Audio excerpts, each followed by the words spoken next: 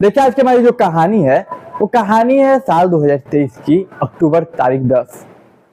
ये कहानी है गुड़गांव की। गुड़गांव के एक थाना में 10 अक्टूबर को एक शख्स आता है, एक बिजनेसमैन, और थाने में आके बैठता है। वहां जो तमाम पुलिस वाले थे वो लोग देख के चौंक जाते हैं क्योंकि बिजनेसमैन अमीर था। और बाकी थाना में आके यूं चुपचाप बैठ गया कि माजरा क्या है। तमाम जो वहाँ पे लोग थे, जो मतलब पुलिस वाले थे, वो पानी पूछते हैं, पानी देते हैं, लेकिन वो पानी पीता नहीं। पूछते कि सर बताइए क्या हुआ है, नहीं हुआ, लेकिन कई समय तक वो चुप रहता है। और फिर वो कहता है कि सर मुझे यहाँ के एसएचओ से मिलना है, मतलब थाना प्रभारी से। फिर तमाम पुलिस वाले बोलते एसएचओ को बुलाते। फिर एसएचओ पूछता, तो बिजनेसमैन कहता है कि सर मुझे आपसे अकेले में बात करनी है। उसका माथे पे पसीने और चेहरे पे सिकन थी। ये देखते हुए जो एसएचओ थे वो सभी को बोलते, तुम लोग जाओ, मुझे बात करने दो। फिर बिजनेसमैन सब चल जाता तो बताता कि सर देखिए, मैं बहुत बुरे तरीके से फंस चुका हूँ, मैं ऑलरेडी बहुत लूट चुका हूँ और आगे मैं और लुटाने वाला हूँ, कृपया मुझे बचा लीजिए इन सब झंझटों से। अब ये शब्द सुनते ही, ये लाइनें सुनते ही वहां के थाना प्रभारी चौंक जाते हैं कि चलो लुटा गए, वो तो समझ में आता है कि बहुत सारे तरीके हो सकते हैं, लेकिन तुम आगे लुटाओगे ये माजरा समझ में नहीं आया। तो वो एक कहानी सुनाता है और ये कहानी लगभग 4 महीने पहले चल जाती है। 10 अक्टूबर 2023 को ये आया था, यहाँ से 4 महीने पहले ले लीजिए आप। 4 महीने पहले वो यूं ही अपने ग्रुप के सर्कल में बैठा हुआ था। और मैं बता दूं ये बिजनेसमैन का उम्र लगभग 25 साल।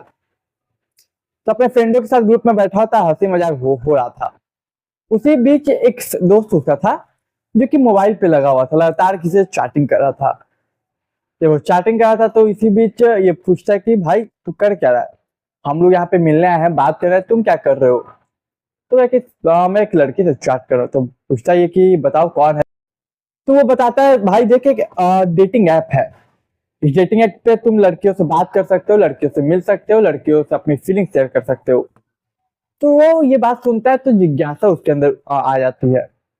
अब ये बिजनेसमैन वापस अपने घर जाता है और सबसे पहले वो एप्लीकेशन, वो डेटिंग ऐप इंस्टॉल करता है क्योंकि इसके अंदर बहुत सारी जिज्ञासा थी। अब ये बिजनेसमैन उस पे इंस्टॉल करता है ऐप पे, और तब जाके उसे एक लड़की पसंद आती है। उसका बायो देखकर, बायो प्रोफाइल तमाम चीजें देखने के बाद उसे एक लड़की पसंद आई जिसका नाम था पायल।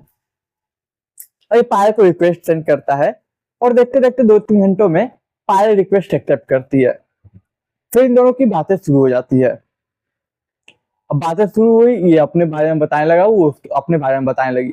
दोनों एक दूसरे के बारे में पूछने लगे, जानने लगे। सब कुछ अच्छा चल रहा था। इन लोगों ने तमाम जानकारियां ली। इसने बताया कि मैं करोड़पति एक बिजनेसमैन हूँ, मेरे घर का इकलौता बेटा हूँ, तमाम चीजें। वो भी बताई कि मैं ये हूँ, मैं ग्रेजुएशन यूनिवर्सिटी से की हूँ, दिल्ली यूनिवर्सिटी, और मैं नोएडा के सेक्टर 47 में रहती हूँ। और इस शख्स कहा कि मैं सेक्टर 29 में। अब तमाम सब बातें अच्छी चली और फिर ये दिन गुजर गया। फिर अगले दिन फिर बातें हुई और ऐसे ही बातें इन लोगों की चलती रही। इन लोगों के बीच बातें काफी अच्छे से होने लगी और काफी लंबे समय हुई। देखते देखते समय गुजरता है। फिर एक ये कहता है बिजनेसमैन की देखो, यहाँ डेटिंग ऐप पे तुम इतनी अच्छी लड़की हो, पढ़ी लिखी हो, डेटिंग ऐप पे टाइम वेस्ट मत करो। एक काम करो, तुम अपना नंबर दो, मैं बात कर लेता हूँ। डेटिंग ऐप क्या कर रही हो तुम यहाँ पे, मतलब यहाँ लोगों से कुछ गलत तो मिल जाएंगे तो दिक्कत होगी। तो लड़की बोलती है ठीक है। फिर इनके बीच इतनी अच्छी बातें, इतनी अच्छी बॉन्डिंग हो चुकी थी कि लड़की नंबर शेयर कर देती है। अब लड़की नंबर शेयर कर देती है, इसका वो लोग कॉलिंग पे बात करते हैं। अब बिजनेसमैन चैटिंग व्हाट्सएप पे और कॉलिंग फोन पे करने लगा। तमाम बार, कई बार वीडियो कॉल होते।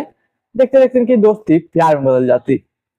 और जब इन लोगों का आपस में प्यार हो जाता है, एक दूसरे को प्यार का इजहार कर देते, तो बिजनेसमैन कहता है कि देखो हमें मिलना चाहिए एक बार। जैसे बिजनेसमैन बोलता है, लड़की मना कर देती। लड़की बोलती कि नहीं, मैं नहीं मिल सकती हूँ, अभी मैं तुम जानती कितना हूँ, और तमाम चीजें कि मतलब और भी मेरे जीवन में समस्याएं हैं, मैं अभी तुमसे ऐसे भी नहीं मिल सकती क्योंकि ज्यादा जानती भी नहीं हूँ। अब ये सुन के बिजनेसमैन खुश होता है कि एक बहुत उच्च और संस्कारी लड़की है कि इतना जल्दी वो मिलने के लिए तैयार नहीं हुई। फिर इनके बीच बातें लंबी चलती रही और जो बातों का सिलसिला था, वीडियो कॉल, ऑडियो कॉल, तमाम चैटिंग्स, तमाम चीजें, वो अच्छे से चलती रही। समय गुजरता है और यूं ही हमेशा नॉर्मल बातें होते रही, आगे प्यार व्यार की होते रही। देखते देखते 1 अक्टूबर 2023 आता है। 1 अक्टूबर 2023 को यूं ही बात हो रही थी लोगों के बीच। तो ये कहता है फिर क्या हम मिल सकते हैं? तो लड़की कहते हैं चलो तुम्हारी ये इच्छा पूरी करती हूँ मैं, चलो आओ मिल लेते हैं। इसके बाद लड़का अफसोस बिजनेसमैन जो था 25 साल का, चलो यार फाइनली मिल गई, मतलब मान गई मिलने के लिए। और फौरन रेडी होके वो सेक्टर 29 पहुंचता है, जहाँ पे उसने एड्रेस लड़की ने बताया था प्रॉपर। इसके बाद देखिए वो सेक्टर 29 पहुंचता है। वहां पे लड़की लोग कुछ लड़का लड़की दोनों बिजनेसमैन, वो लड़की पायल बात करती है। इसके बाद पायल बोलते हैं कि काम करो, रूम पे चलेंगे फ्लैट में, उससे पहले क्यों ना कुछ ले लिया जाए। तो वहीं पे बगल में एक बार था, तो लड़की बोली कि चलो ड्रिंक कर लेते हैं। अब देखिए जब ये पायल से मिलता है तो पायल की जो खूबसूरती थी, वाकई में देख के वो खुद हैरान हो जाता है, क्योंकि तमाम तमाम जो तस्वीरें उसने देखी थी उससे कई ज्यादा खूबसूरत वो सामने से लग रही थी पायल। अब एक खूबसूरत लड़की, एक ड्रिंक का ऑफर और एक फ्लैट में उसके बाद जाना, ये कहीं ना कहीं उसको ईमान को डुलाता है। ये बोलता है चलो अब लड़की सामने से ड्रिंक के लिए बोली तो क्या ही दिक्कत है। फिर वो बगल के बार में जाता है, वहां से ड्रिंक लेता है और फिर पायल और बिजनेसमैन उस फ्लैट में जाते हैं। अब ये तो बहुत खुश था कि इतने दिन से मैं जो तस्वीर देख रहा था वो खूबसूरती तो बहुत कम थी, असली खूबसूरती तो ये लड़की सामने है। अब दारू की जो मतलब अपना निकलता है, वो दारू निकालते हैं ड्रिंक्स करने के लिए। इसी बीच एक लाइन बोलता है ये बिजनेसमैन कि काम करो एक बर्फ ले कुछ बर्फ ले आओ। लड़की बोलती है, पायल बोलती है ठीक है। फिर वो किचन में जाके बर्फ लाती है। फिर लोग तमाम ड्रिंक करते हैं और उसके बाद समय कहाँ गया कैसे गया किसी को नहीं पता। 1 अक्टूबर 2023 को वो लोग फ्लैट में जाते हैं, दारू पीते हैं। अब तारीख अचानक से आती है 3 अक्टूबर। बिजनेसमैन की आंखें खुलती है, वो अपना आसपास चेक करता है फोन के लिए, तो फोन खोजता है, फोन नहीं मिलता। फिर कैलेंडर, टाइमिंग और तमाम चीजें देख के उसे एक बात का एहसास होता है कि आज 3 अक्टूबर 2023 है और मैं इस फ्लैट में आया था 1 अक्टूबर 2023 को। मतलब कि मैं 24 घंटे से ज्यादा से कहा में, मतलब मैं क्या हुआ मेरे साथ। तब उसे समझ में आता है शायद उस ड्रिंक में, उस बर्फ में कुछ था जिसकी वजह से मैं बेहोश हो गया। और 1 अक्टूबर को बेहोश हुआ और 3 अक्टूबर को मेरी नींद खुली, मतलब होश में आया। फिर वो घबरा जाता है कि मेरे साथ हुआ क्या। इसके बाद वो कपड़ों पे पहनता है, अपने पर्स चेक करता है, देखता है कि पॉकेट में कुछ है ही नहीं। अपना फोन खोजता है, उसके पास आईफोन 14 था, फोन गायब। अपना पर्स खोजता, पर्स गायब। Debit card, ATM, debit card, credit card सब खत्म, कुछ नहीं है। वो सब देख के चौंक जाता है, चौंकने के बाद हैरान हो जाता है, परेशान हो जाता है। फिर तमाम चीजें देखता है मेरे पास कुछ है ही नहीं कपड़े के अलावा। तो फौरन वहां से निकलने की कोशिश करता है और निकल के अपने घर पहुंचता है।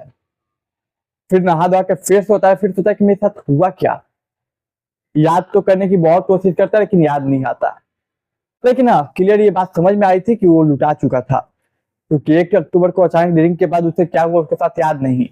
और अचानक 3 अक्टूबर को खुलती है, ना क्रेडिट कार्ड, ना डेबिट कार्ड, ना पर्स, ना आईफोन, ना तमाम चीजें, उसके पास कुछ नहीं है। यहाँ तक कि उसके गले में चैन थी, वो चैन भी गायब। मगर ये बात तो क्लियर कि पायल ने उसे लूट लिया।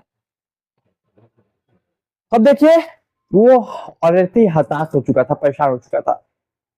फिर 1-2 दिन गुजरते हैं तो उसके जो नंबर वगैरह निकलवाया तो उसे पता चलता है कि मेरे डेबिट कार्ड, मेरे क्रेडिट कार्ड से लगातार पैसे डिटेक्ट हो रहे हैं, मतलब पैसे कट रहे हैं।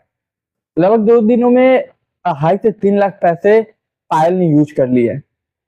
अब बिजनेसमैन घबरा जाता है कि यार ये तो मैं लुटा रहा हूँ। और वो कुछ समझ में नहीं आता, कुछ दिन गुजरता है, वो परेशान होता है। और तब जाके 10 अक्टूबर को वो पुलिस थाने में आके रिपोर्ट लिखवाता है, ये कहानी सुनाता है। दरअसल पायल ने शराब में, उस शराब के मतलब जो आइस था उसमें बेहोशी की कुछ मिला दिया था, जिससे 1 दिनों तक या 1 दिन से ज्यादा ही वो बेहोश रहा और तमाम चीजें लूट के चला गया। अब पुलिस जब ये पूरी कहानी सुनती है तो चौंक जाती है कि हनी ट्रैप तो हम जानते हैं, लेकिन ये थोड़ा अजीब तरीका है कि किसी को बुला कर लूटना, वीडियो कॉल पे तमाम वीडियो कॉल रिकॉर्ड करके तमाम ब्लैकमेलिंग करना, ये नॉर्मल है हनी ट्रैप का। ये एक नया कौन सा फंडा है। फिर पुलिस तमाम डिटेल्स लेती है, फिर पायल की छानबीन में लग जाती है।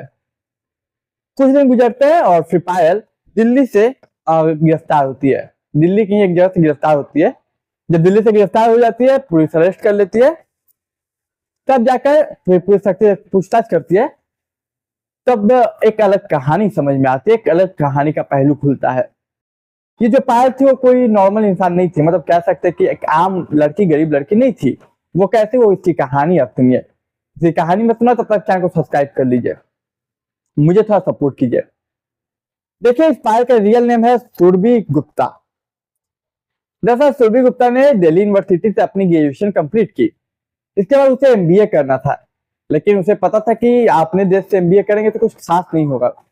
इसलिए उसे out of country, out of India, बाहर मतलब इंडिया के बाहर से उसे एमबीए करना था।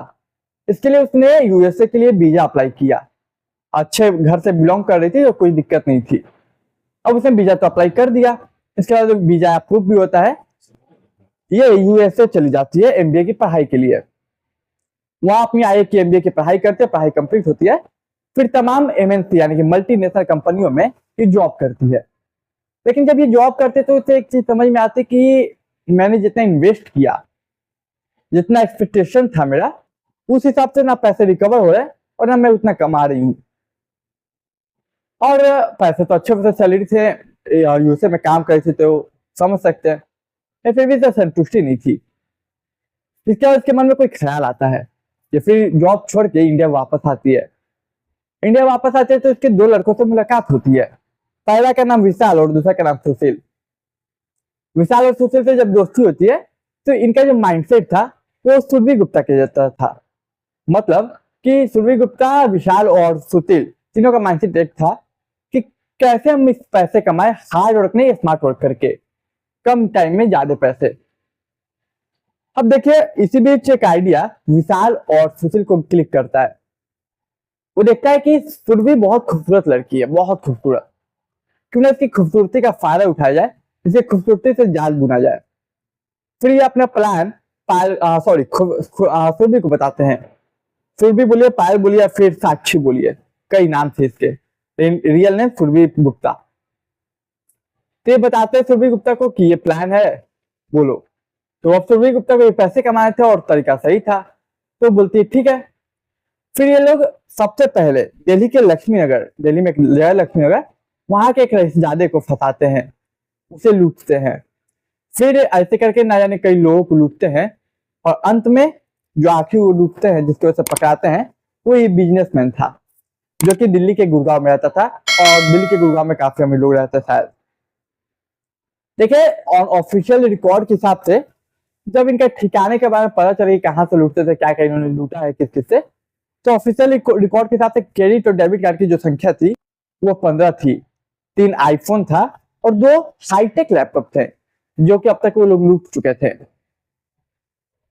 और इस तरीके से सिलसिला ना कब तक चलता है ये किसी को नहीं पता।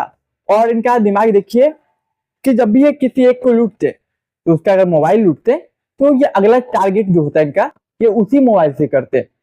मान लीजिए इन्होंने आपको लूटा, अब उसके बाद मुझे लूटना है इन्हें, तो आपके मोबाइल से वो मुझे लूटेंगे, ताकि कभी कोई इन्वेस्टिगेशन बैठे भी तो पुलिस इस मोबाइल के चक्कर में आपस में घिरे रह जाए, मतलब हम तक ओरिजिनली हम तक ना पहुंच पाए। और ये इनकी एक्चुअली बेवकूफी थी। तो आपकी इस कहानी पे क्या राय है, आप कहानी पे राय देख के जरूर जाइएगा। तो आज के लिए यही कहानी थी, उम्मीद करता हूं आपको कहानी पसंद आई होगी। कहानी पसंद आई तो चैनल को सब्सक्राइब, वीडियो को लाइक, दोस्त रिश्तेदार के साथ शेयर कीजिए। मैं मिलूंगा एक नई कहानी में, तब तक के लिए मुझे दीजिए इजाजत।